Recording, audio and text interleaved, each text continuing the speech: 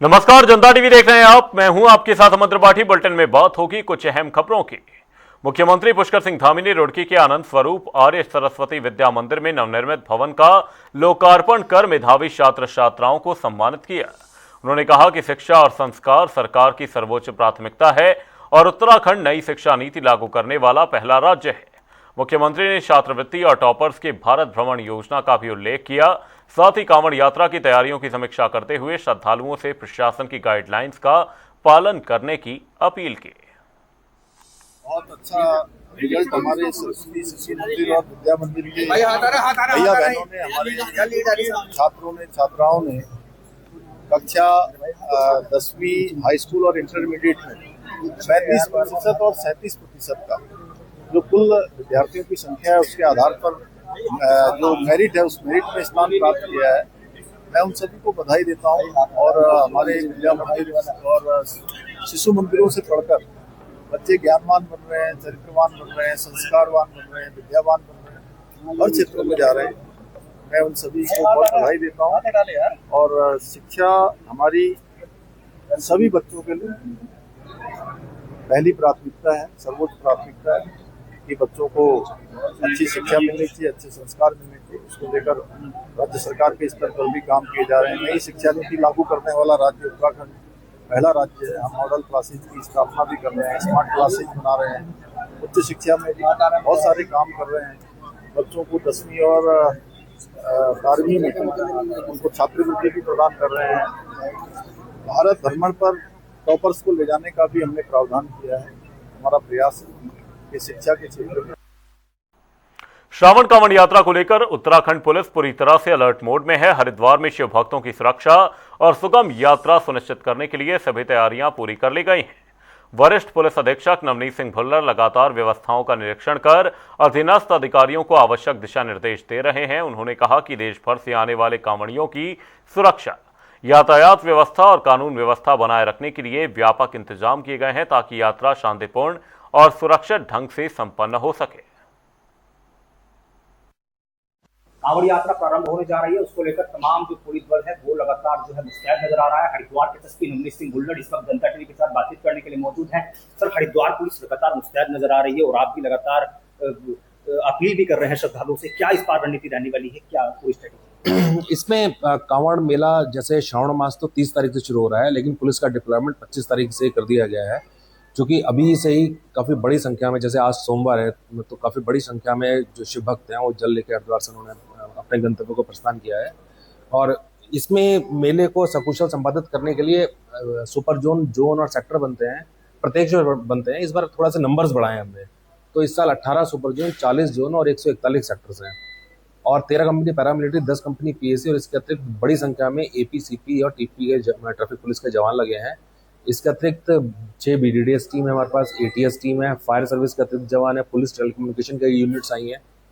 तो पुलिस ने अपनी तरफ से पूरी तैयारी कर ली है। और चूंकि ये एक जनपद का मेला नहीं है, पूरे उत्तर भारत से लोग यहाँ आते हैं, तो इसमें एक इंटरस्टेट कोऑर्डिनेशन मीटिंग हरिद्वार में हुई थी, एक इंटरस्टेट कोऑर्डिनेशन मीटिंग मेरठ में हुई थी, जिसमें यूपी, हरियाणा, दिल्ली, हिमाचल, पंजाब और राजस्थान यहाँ के वरिष्ठ अधिकारियों ने प्रतिभाग किया था। तो उनसे विस्तृत चर्चा हुई और जो ट्रैफिक प्लान हरिद्वार का है जो फाइनलाइज किया था हमने, उनसे शेयर कर दिया गया है। तो हरिद्वार पुलिस पूरी तरह गियरअप है और हमारा प्रयास ये रहेगा जो बाहर से शिव भक्त आ रहे हैं उनको किसी असुविधा का सामना न करना पड़े और वो अच्छे से आए यहाँ और जल ग्रहण करके अपना वापस आए। हरिद्वार का एसपी नवनीत सिंह भुल्लर।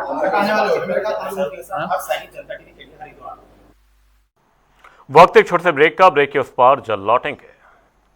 ब्रेक के बाद आपका स्वागत है। आप देख रहे हैं जनता टीवी। रुक करेंगे अगली खबर की ओर। उत्तराखंड में 2027 विधानसभा चुनाव से पहले कांग्रेस के राष्ट्रीय अध्यक्ष मल्लिकार्जुन खड़गे के 8 अगस्त के प्रस्तावित दौरे को लेकर सियासत तेज हो गई है।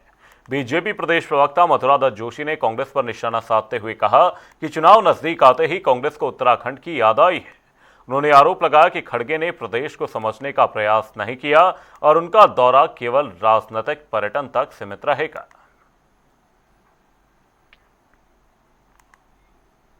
मसूरी शहर कांग्रेस कमेटी ने कांग्रेस भवन में पूर्व कैबिनेट मंत्री एवं पूर्व प्रदेश कांग्रेस अध्यक्ष स्वर्गीय हीरा सिंह बेस्ट को श्रद्धांजलि अर्पित की। कार्यकर्ताओं ने उनके चित्र पर पुष्पांजलि अर्पित कर 2 मिनट का मौन रखा और इस अवसर पर पूर्व राष्ट्रपति डॉक्टर एपीजे अब्दुल कलाम को भी याद करते हुए उनके आदर्शों पर चलने का संकल्प लिया गया। नेताओं ने कहा कि हीरा सिंह बेस्ट का जनसेवा और संगठन के प्रति योगदान हमेशा प्रेरणा स्रोत रहेगा। कांग्रेस भवन में जो है सभी कांग्रेस कार्यकर्ताओं के साथ जो है एक बैठक की गई। उसमें देश के भूतपूर्व राष्ट्रपति स्वर्गीय missile man doctor Abdul Kalam साहब का पुण्यतिथि पर अपने उनके विचारों को अपने से आत्मसात करने का प्रयास किया गया और मिसाइल मैन से उनके कृत्यों को और कृतित्व को जो है बहुत बारीकी से समझने का प्रयास किया। आज हमने अपने देश के प्रथम नागरिक पूर्व राष्ट्रपति अब एपीजे अब्दुल कलाम जी की पुण्यतिथि है। आज हमने उनको श्रद्धा सुमन अर्पित किए हैं। उस देश के मिसाइल मैन के नाम से जाने जाते थे और वो एक मध्यम वर्गीय मतलब बिल्कुल निम्न वर्गीय परिवार से उठकर उन्होंने वैज्ञानिक तक का सफ़र तय किया और उसके बाद देश में राष्ट्रपति के रूप में उन्होंने काम किया और देश को नई दिशा और दशा की ओर आगे किया और भारत को विकसित बनाने के लिए काम किया। वहीं हम आज हमारे कांग्रेस परिवार के जिनके लिए हम पूरे कांग्रेस परिवार शोकाकुल है, हमारे पूर्व काबीना मंत्री और हमारे प्रदेश अध्यक्ष इंटक के हीरा सिंह बेस्ट जी को हमने खोया है। वो भी एक साधारण परिवार से थे। उन्होंने निरंतर गरीबों को, मजदूरों की और छात्रों की लड़ाई को हमेशा प्राथमिकता दी। चाहे वो मंत्री भी रहे तब भी उनके हित में वो लगातार कार्य करते रहे। ऐसी विभूतियों को इस उत्तराखंड का खोना एक बहुत बड़ी क्षति है जिसको हम बहुत बड़ी क्षति के रूप में देखते हैं और उनके पदचिन्हों पर चलने का हम प्रयास करेंगे। इसी को लेकर आज हमने उनको नम आंखों से श्रद्धांजलि अर्पित करी और उनके लिए 2 मिनट का मौन यहाँ पर रखा। जी, मैं खुद उनको देख रहा था लगातार कार्यक्रमों में। अभी हाल ही के दिनों में परसों तक उससे पहले हर कार्यक्रम में वो शिरकत कर रहे थे। जनता के बीच वो बिल्कुल उनका समन्वय स्थापित था। ऐसे कार्यकर्ता को खोना और ऐसे जो हमारे कांग्रेस की एक बहुत बड़ी विभूति थी उनको खोना हमारे लिए बहुत ही क्षति है और इस क्षति को कभी भी पूरा नहीं किया जा सकता। लेकिन उनके पद चिन्हों पर आगे बढ़कर इस क्षति को भरने का काम आगे के लोग करेंगे। उत्तराखंड के कैबिनेट मंत्री प्रदीप बत्रा ने काशीपुर दौरे के दौरान नगर निगम परिसर में आयोजित सरकार जनता के द्वार कार्यक्रम में विभिन्न विकास योजनाओं का शिलान्यास और लोकार्पण किया। इसके बाद उन्होंने निर्माणाधीन हाईटेक बहुमंजिला पार्किंग का निरीक्षण कर अधिकारियों को आवश्यक निर्देश दिए। मंत्री ने उत्तरांचल पंजाबी महासभा के सम्मान समारोह में भी भाग लिया और बीजेपी जिला कार्यालय में कार्यकर्ताओं के साथ संगठनात्मक एवं विकास कार्यों पर चर्चा की। काशीपुर नगर निगम में आना हुआ। हमारे साथ हमारे नगर निगम के मेयर दीपक बाली जी मौजूद हैं। हमारे साथ हमारे लोकप्रिय विधायक सीमा जी मौजूद हैं। यहाँ पर उपस्थित सभी पदाधिकारियों, सभी यहाँ काशीपुर के सम्मानित नागरिक उपस्थित हैं, महानुभाव उपस्थित हैं। सभी का एक बार पुनः धन्यवाद करता हूँ जो कार्यक्रम यहाँ पर उन्होंने आयोजित किया और मैं समझता हूँ कि जिस दिन की सरकार द्वारा हर व्यक्ति को लाभ मिल रहा है और जो हमारा लक्ष्य है भारतीय जनता पार्टी का कि सरकारी योजनाओं का लाभ जो है हर व्यक्ति तक पहुँचे, तो उस और हम लोग आगे बढ़ रहे हैं।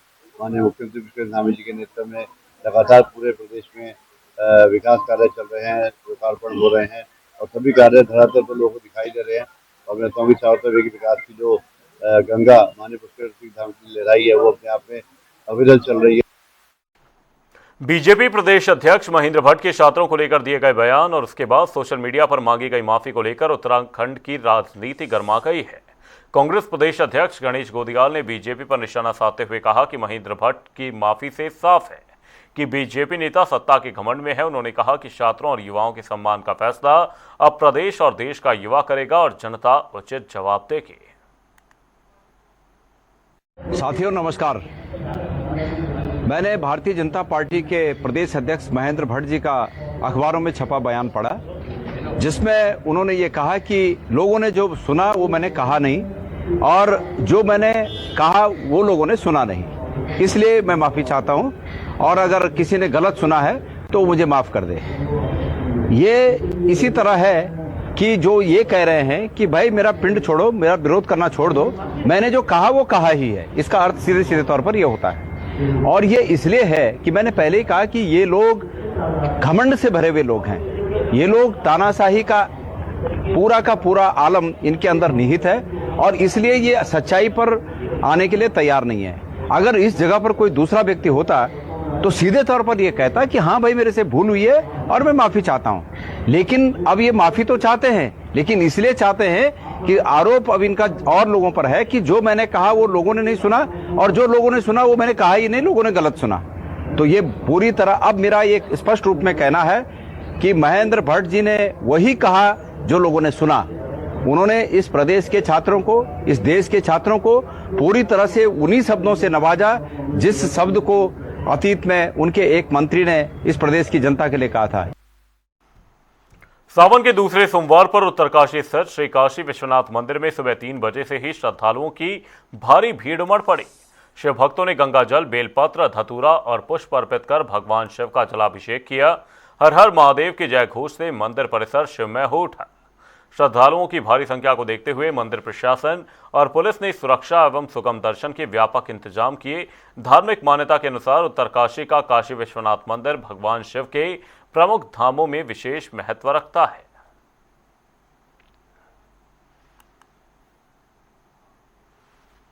हरिद्वार में कांवड़ मेला 2026 की तैयारियों को लेकर प्रशासन ने प्रेस क्लब में पत्रकारों के साथ संवाद कार्यक्रम आयोजित किया। जिलाधिकारी मयूर दीक्षित और एसएसपी नवनीत सिंह भुल्लर ने मेले की तैयारियों, सुरक्षा व्यवस्था, भीड़ नियंत्रण और रूट डायवर्जन से जुड़े सवालों के जवाब दिए।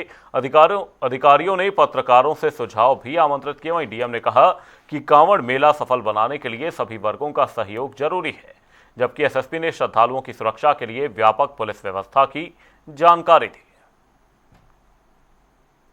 2026 को देखते हुए प्रेस संवाद किया गया और इसमें सभी हमारे जो प्रेस के सहयोगी हैं, मीडिया कर्मी हैं, सभी के द्वारा कांवड़ मेले को देखते हुए विभिन्न सवाल पूछे गए। उन सवालों के जवाब के साथ साथ हमने अपना जो एक्शन प्लान है जो कांवड़ मेले को देख कर बनाया है उसकी पूरी हमने प्रस्तुतिकरण यहाँ पे किया है। उसके साथ ही जो विभिन्न चुनौतियाँ जो इस बार हम फेस कर सकते हैं उसके बारे में क्या हमने व्यवस्था करी है, आसपास के जनपदों से क्या हमने प्लान बनाया है और साथ ही मीडिया कर्मियों के साथ जो हमें सहयोग अपेक्षित है इस पूरी पे इनिशिएटिव लिए गए हैं। बेटर कोऑर्डिनेशन के लिए, सोशल मीडिया की मॉनिटरिंग करने के लिए, साथ ही इंफ्रास्ट्रक्चर डेवलपमेंट, कई हमारे नए रोड्स बने हैं, नए घाट्स बने हैं, उनका भी यूज़ किया जाएगा। व्यवस्था के लिए तो इसमें 18 सुपर जोन, 40 जोन और 141 सेक्टर हैं पुलिस के बेहतर बंदोबस्त के लिए। तो inter state coordination meeting Dehradun और उसके बाद मेरठ में हुई। उसमें चूँकि हरिद्वार में काफ़ी बड़ी संख्या में, लाखों की संख्या में दोपहिया वाहन आते हैं, तो उसमें इंटर स्टेट कोऑर्डिनेशन मीटिंग में जो यूपी के अधिकारी हैं, हरियाणा और दिल्ली के अधिकारी हैं जहाँ से ज़्यादातर मोटरसाइकिल्स आती हैं, तो उनको भी ये इंस्ट्रक्शंस गए हैं कि वो अपने लोकल एसएचओ लेवल पर जिन विलेजेस से आते हैं ज़्यादातर मोटरसाइकिल वाले, उनको बताएंगे कि विदाउट साइलेंसर या रेट्रो साइलेंसर के साथ यहाँ ना आए, ये यात्रा ना करें। और एक तरीके से मोटर यातायात अधिनियम 1988 का उल्लंघन भी है ये।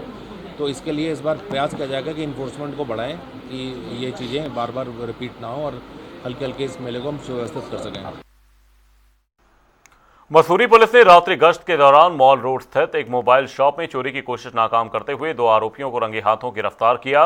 पुलिस ने उनके कब्जे से 9 mobile phone, charger, data cable, अन्य इलेक्ट्रॉनिक सामान और ताला तोड़ने में इस्तेमाल हथौड़ा बरामद किया। दोनों आरोपी पंजाब के रहने वाले हैं और पैसे खत्म होने पर चोरी की योजना बनाने की बात कबूल की। पुलिस ने दोनों के खिलाफ मुकदमा दर्ज कर आगामी कार्रवाई शुरू कर दी है।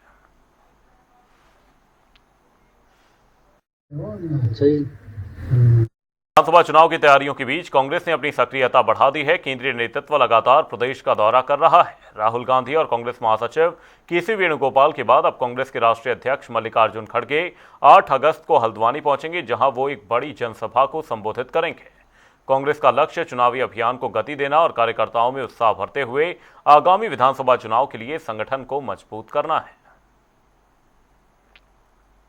हमारे राष्ट्रीय अध्यक्ष श्रीमान मल्लिकार्जुन खड़गे जी संभवतः 8 अगस्त को जो है हल्द्वानी पहुंच गए हैं और उसकी तैयारियों के लिए हमने पिछले 4-5 दिन से तैयारियां शुरू कर दी हैं। आज स्वयं हमारे प्रदेश अध्यक्ष गणेश गोयल जी जो है उधम सिंह नगर और हल्द्वानी जा रहे हैं। हल्द्वानी में उनका कार्यक्रम होना है, बड़ी जनसभा होनी है और उसके लिए जो है तैयारियाँ हमने पूरे जोर शोर से कर दी हैं। सह परिवारी लोगों ने वहाँ डेरा डाल दिया है और बहुत बड़ा भव्य कार्यक्रम होने वाला है। उत्तराखंड में 2027 विधानसभा चुनाव की तैयारियों के बीच कांग्रेस ने जनसंपर्क अभियान तेज कर दिया है। रानीपुर विधानसभा में कांग्रेस के राष्ट्रीय प्रवक्ता आलोक शर्मा लगातार नुक्कड़ सभाएं कर जनता से संवाद कर रहे हैं। उन्होंने महंगाई, बेरोजगारी, कानून व्यवस्था, शिक्षा, स्वास्थ्य और विकास जैसे मुद्दों पर सरकार को घेरा। कांग्रेस का दावा है कि प्रदेश की जनता बदलाव चाहती है। वहीं कांग्रेस नेता अखिलेश मिश्रा ने भी चुनावी रणनीति और जनहित के मुद्दों पर पार्टी की सक्रियता को लेकर अपनी बात रखी। कारण ये है कि अब लोगों को समझ में आ गया है, जनता को समझ में आ गया है कि भाजपा के जो कार्य हैं वो उन्होंने डेमोक्रेसी को, राजनीति को इतने निचले स्तर पर ला दिया है, क्योंकि डेमोक्रेसी का जो मतलब है, हमारे विचारों में भेद हो सकता है, जैसे बोलते हैं ना उसको, मत का भेद हो सकता है, मन का भेद नहीं होना चाहिए। कि 2027 में रानीपुर विधानसभा में इस तरह का माहौल देखने को मिल रहा है। सभी साथियों से जहां पर भी हम जा रहे हैं, पूरी तरह से दीवारों पर स्पष्ट लिखा हुआ दिख रहा है कि बदलाव होगा इस बार। और हम सब अपने कांग्रेस परिवार के जितने भी सदस्य हैं उनसे मिलने का हमने एक सिलसिला शुरू किया है। उत्तराखंड की समस्याएं और ख़ास तौर पर रानीपुर की समस्याएं जिस तरह से विकराल रूप लिए हुए हैं, उन सभी समस्याओं के बलबूते पे हम यहाँ पर जनता के बीच में आए। बुलेटिन में फिलहाल के लिए सिर्फ इतना ही। रुकेंगे एक छोटे से ब्रेक के लिए। देखते रहिए जनता टीवी।